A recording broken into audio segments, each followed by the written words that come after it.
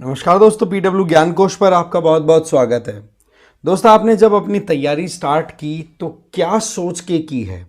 क्या इन वीडियोस से आप इंस्पायर हुए हैं जिनमें एक आईएएस ऑफिसर का रुतबा अलग ही दिखाया जाता है, आंखों में लाइट जलती हुई दिखाई जाती है कि देखो कैसे एक आईएएस ऑफिसर काम किया करता है?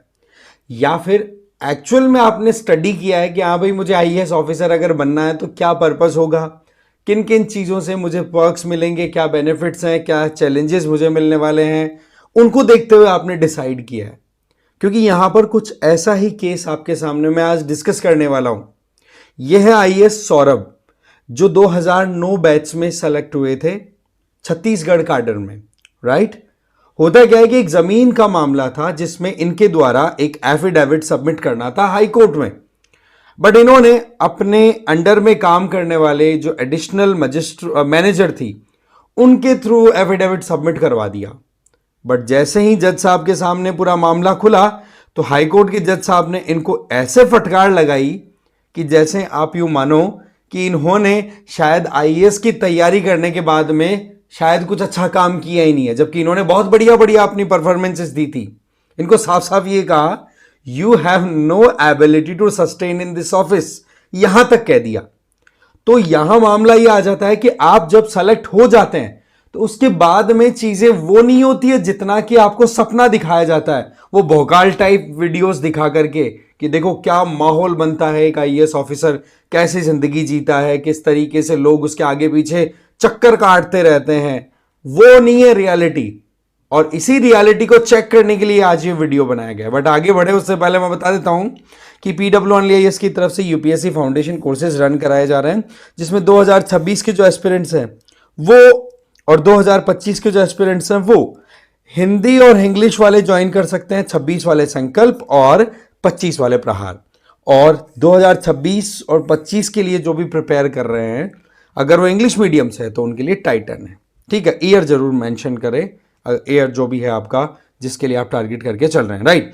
इसके अलावा फाउंडेशनल फीचर, फंडामेंटल फीचर्स की बात करें तो लाइव रिकॉर्डेड क्लासेस है जिसमें जीएस सीसैट इंक्लूडेड है, एमसीक्यूज भी हैं, साथ ही साथ mains answer writing daily basis पर, है ना। कॉम्प्रिहेंसिव ई बुक्स भी दी जा रही है, एडमिशन बिल्कुल ओपन है। तो बात कुछ ऐसी है कि केस यूं चल रहा था। ये है आईएएस सौरभ। अभी के टाइम पे अगर देखें तो ये एनआरडीए के सीईओ के तौर पे पोस्टेड है।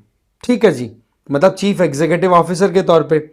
अब वहां पर न्यू रायपुर का जो आपको पता है ना पूरा डेवलपमेंट हो रहा है, छत्तीसगढ़ की राजधानी को एक्सपेंड किया जा रहा है, एक नया लुक दिया जा रहा है, तो वहां पर एक सॉफ्टवेयर पार्क को लेकर के मुद्दा गया हुआ है कोर्ट में, जमीन को लेकर के।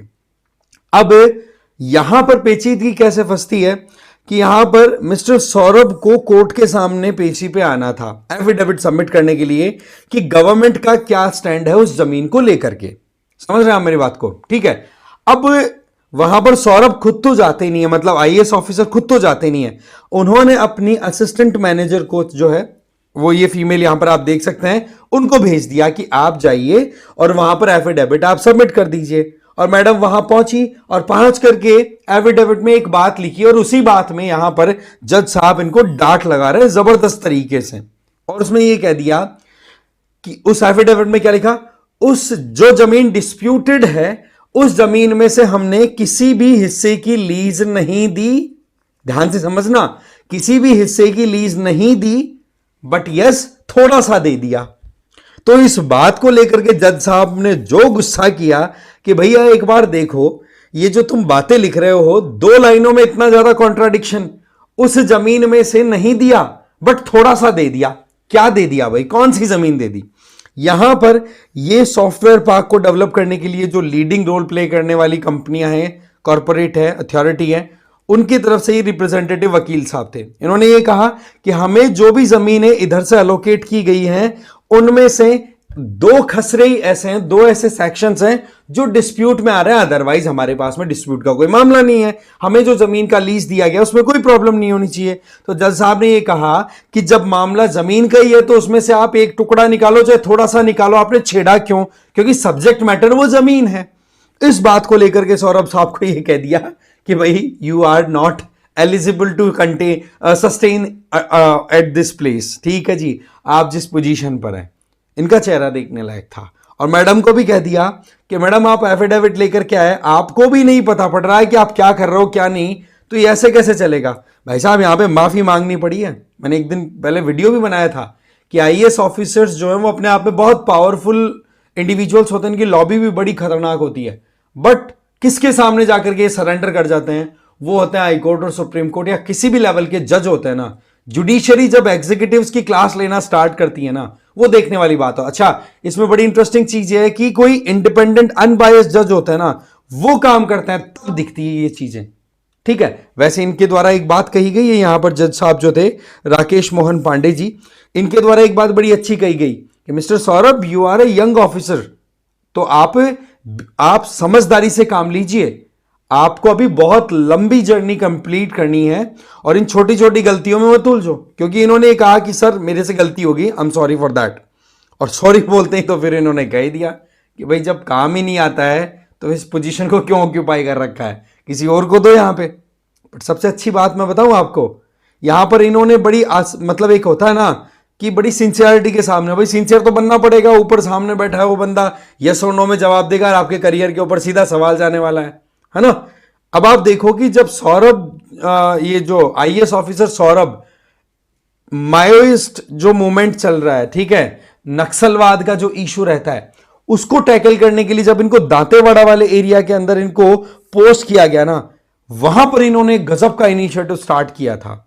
उस इनिशिएटिव के तहत इनके द्वारा एक कॉन्सेप्ट लाया गया था जिसको मैं आपको अच्छे से समझाऊंगा ना, उसको बोला गया था लंच विद कलेक्टर। क्या बोला उसको? Lunch with collector. और उसके चलते इनका टारगेट ये था कि नक्सलिज्म में कौन कैसे जा रहा है। सबको पता है कि छोटे बच्चे होते हैं ना, उनको अगर हम सही तरीके से गाइड कर दें, उनकी डायरेक्शन सही सेट कर दें, तो उनको हम कंट्रोल कर सकते हैं, उनको समझा सकते हैं कि बेटा ये चीज सही है, ये चीज गलत है, तो वो फ्यूचर में फिर इस तरीके के आतंकी ग्रुप या एक्टिविटीज में इन्वॉल्व नहीं होंगे। एग्जैक्टली यही चीज इनकी अप्रोच में थी और इनके द्वारा फिर काम किया गया, जिसका नतीजा ये हुआ कि छोटे बच्चों को एक नई जिंदगी की नई दिशा दिखाई और उसका नतीजा ये हुआ कि इनको अवार्ड भी दिए गए। बट अभी की परफॉर्मेंस में इनके द्वारा ये तो थे साहब छुट्टी पे, ठीक है, सौरभ जी छुट्टी पे थे, अपनी असिस्टेंट को भेज दिया, असिस्टेंट ने पूरा गुड़ गोबर कर दिया, बोला तुम लोगों के द्वारा मिसलीडिंग और मिसगाइडिंग आप एफिडेविट सबमिट करते हो तो मैं आपके खिलाफ में कड़ी से कड़ी कार्रवाई कर सकता हूं, और ये बताओ आपने डिसीजन किस आधार पर लिया। तो सौरभ साहब बोलते हैं कि सर एक कमेटी कॉन्स्टिट्यूट हुई थी। बोला कमेटी कौन सी है? कमेटी के मेंबर्स के मुझे नाम दो, सबके खिलाफ मैं एफआईआर कराऊंगा। क्यों? क्योंकि जब जमीन ऑलरेडी डिस्प्यूट में है, उसके खिलाफ में ऑलरेडी पिटीशन कोर्ट में है, तो आप कैसे उसके ऊपर आप एडमिनिस्ट्रेटिव एग्जीक्यूटिव एक्शन ले सकते हो। तो यह हो जाता है देखो कि जब आप अपनी पावर को सोच समझ करके यूज नहीं करते। तो यही मेरा पर्पस था कि कहां जाकर के आपको समझने की जरूरत है। तो वो भोकाल वाले वीडियोस होते हैं ना, that is not the reality. ये है रियलिटी कि आप अच्छा करोगे, एप्रिशिएशन मिलेगा, बट रिस्पॉन्सिबिलिटीज एक्स्ट्रा आएंगी। आपके पास रिस्पॉन्सिबिलिटीज उनको प्रॉपरली फुलफिल नहीं करोगे तो बेटा आपको नीचे गिराने के लिए तैयार बैठा है पूरा सिस्टम। ये है मेन बात। ठीक है, आपकी क्या राय है इस पूरे मामले में? मैंने समझा आपको, कमेंट करके जरूर बताना। ठीक है, तो इस वीडियो में इतना ही था। Thank you very much. मिलते हैं एक और वीडियो के साथ।